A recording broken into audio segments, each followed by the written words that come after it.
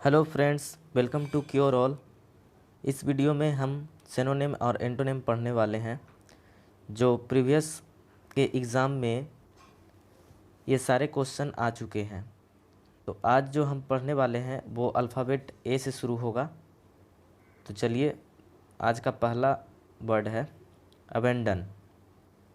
मतलब पूर्णतः छोड़ देना या छोड़ना, बेफिक्री, लापरवाही, त्याग देना या आत्मसमर्पण करना, जिसका सिनोनिम है, आप देख सकते हैं, desert, leave, quit, forgo, renounce और सरेंडर। ये सब मीनिंग का भी मतलब होता है छोड़ देना या त्याग देना। और इसका एंटोनिम अगर देखें तो इसका एंटोनिम हो जाएगा कंटिन्यू, कीप, परस्यू। यानी एंटोनिम का मतलब उसका विपरीत। तो छोड़ देना का विपरीत क्या होगा? जारी रखना। तो कंटिन्यू का मतलब जारी रखना, कीप का मतलब जारी रखना, परस्यू मतलब जारी रखना। आज का दूसरा वर्ड है एबॉलिश, जिसका मतलब होता है उन्मूलन, समाप्त करना या नष्ट करना, तोड़ना या उत्साहित करना, जिसका सिनोनिम हो जाएगा cancel, nullify, annual, invalidate, negate, set aside. ये सब का मतलब होता है, जो एबॉलिश का मतलब होता है वही ये सब मीनिंग का मतलब होता है। जैसे कि उत्साहित करना या किसी चीज़ का उन्मूलन कर देना। और इसका अगर एंटोनिम देखा जाए तो इस्टेब्लिश हो जाएगा। जैसे कि इसका विपरीत हो गया, तो विपरीत क्या होगा? अगर किसी को समाप्त कर देना है, समाप्त करना, तो उसको फिर से स्थापित करना। तो इस्टेब्लिश का मतलब हो जाएगा स्थापित करना, और सेटअप का मतलब भी हो जाएगा पुनः स्थापित करना, और फाउंड का मतलब भी होगा, वही सेंस का मीनिंग है, किसी को पाना, नया चीज़। अब तीसरा वर्ड देखते हैं एब्रप्ट। एब्रप्ट का मतलब होता है जल्दबाजी भरा फैसला। कोई भी अगर जल्दबाजी में अगर हम कोई फैसला लेते हैं, अचानक या आकस्मिक, अगर विषम फैसला लेते हैं, या तो विषम परिस्थिति, ऐसा परिस्थिति आ जाता है जिसमें हमको फैसला जो लेना रहता है, अचानक फैसला लेना रहता है, तो उस जगह पर हम एब्रप्ट मीनिंग यूज़ करते हैं। इसका सिनोनिम हो जाएगा हरीड, सडन, ब्लंट, कर्ट और ब्रस्क्यू।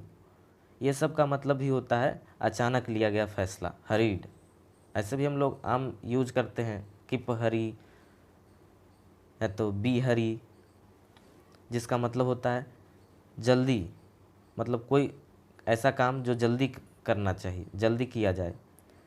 सडन का मतलब भी होता है अचानक, जो आकस्मिक कोई काम हो जाता है। उसी तरह से अगर एंटोनिम देखा जाए तो इसका एंटोनिम हो जाएगा स्मूथ, ग्रेजुअल, कॉर्टियस।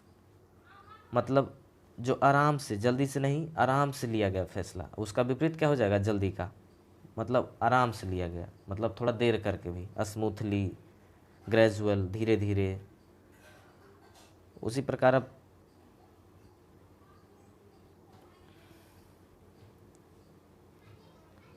आज का चौथा मीनिंग है एब्स्ट्रैक्ट, जिसका मतलब होता है भाव, किसी चीज़ का भाव। अब जैसे एब्स्ट्रैक्ट नाउन होता है तो वहाँ पर भाववाचक संज्ञा हम बोलते हैं। अमूर्त, निराकार, सामान्य, निरपेक्ष, दुर्बोध, गूढ़, अव्यवहारिक, सत्व या संक्षेप भी होता है इसका मतलब। जैसे सिनोनिम इसका अगर देखा जाए तो हाइपोथेटिकल, थियोरेटिक, एकेडमिक, स्पेकुलेटिव, आइडियल और एब्स्ट्रूज। ये सब का मतलब भी होता है भाव। जैसे कि अगर देखा जाए हाइपोथेटिकल मतलब ये सही सिद्ध हुआ चीज़ नहीं होता है, ये होता है कि हम सोचते हैं कोई चीज़ को, अगर हम सोचते हैं मन में तो उसी चीज़ को हाइपोथेटिकल बोलते हैं। जैसे क्या भाव आ रहा है, क्या हम सोच रहे हैं उसके प्रति, हाइपोथेटिकल, कि ऐसा होना चाहिए, ऐसा होना चाहिए, तो उसको हाइपोथेटिकल बोलते हैं। अब इसका एंटोनिम देखा जाए तो एंटोनिम कॉन्क्रीट, डेफिनिट, फैक्चुअल। मतलब अब उसका उल्टा क्या हो जाएगा? जैसे डेफिनिट, कंक्रीट, मतलब भी वही सब, वही मीनिंग आ रहा है।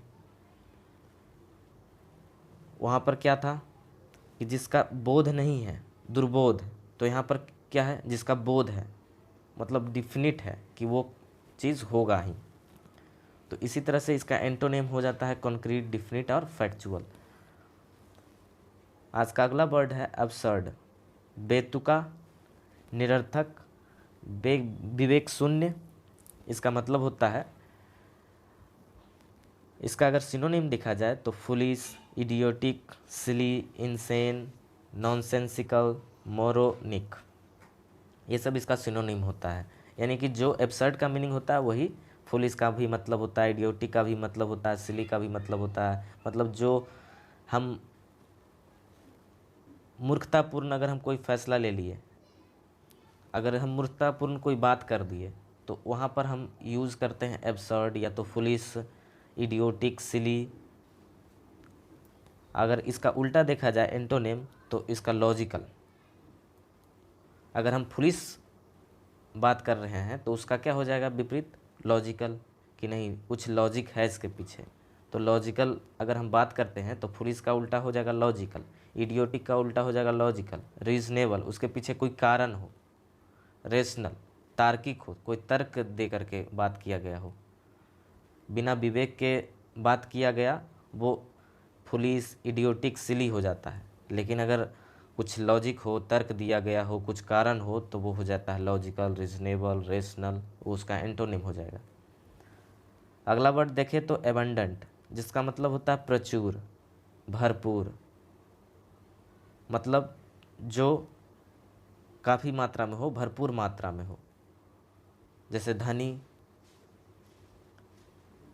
इसका सिनोनिम हो जाएगा कि ample, generous, heavy, bountiful, plentiful, substantial. ये सब का भी मतलब होता है प्रचुर मात्रा में, भरपूर मात्रा में। अगर हम इसका एंटोनिम देखा जाए तो रेयर, टाइट, स्कार्स। रेयर का मतलब क्या, कि कहीं कभी कभी। टाइट का मतलब भी, मतलब बहुत मुश्किल से वो चीज़ मिल पाता है। कोई चीज़ जैसे कि अगर एम्पल का मतलब भरपूर मात्रा में मिल पा रहा है, तो रेयर का मतलब क्या हो रहा है, कभी कभी मिल पा रहा है। स्कार्स हो गया, उसका मतलब कमी हो गया है। तो ये इसका एंटोनिम हो जाएगा। आगे एसिलरेट। एसिलरेट का मतलब होता है चाल बढ़ाना, किसी चीज़ को गति में लाना, तेज़ करना या शीघ्रता करना, गतिवर्धन करना। जो चीज़ पहले रेस्ट अवस्था में होगी उसको हम गतिमान कर देते हैं, तो उसको एसिलरेट बोलते हैं। इसका सिनोनिम हो जाता है हास्टेन, हरी, क्विकेन, हस्टल, एक्सपेडाइट, स्पीडअप।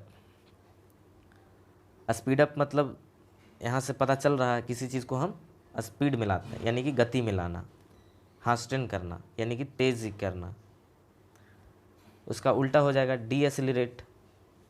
एसिलरेट अगर किसी चीज़ को कर रहे हैं तो उसका एंटोनिम डी एसिलरेट। ये तो आसानी से याद हो जाएगा, एसिलरेट का उल्टा डी एसिलरेट।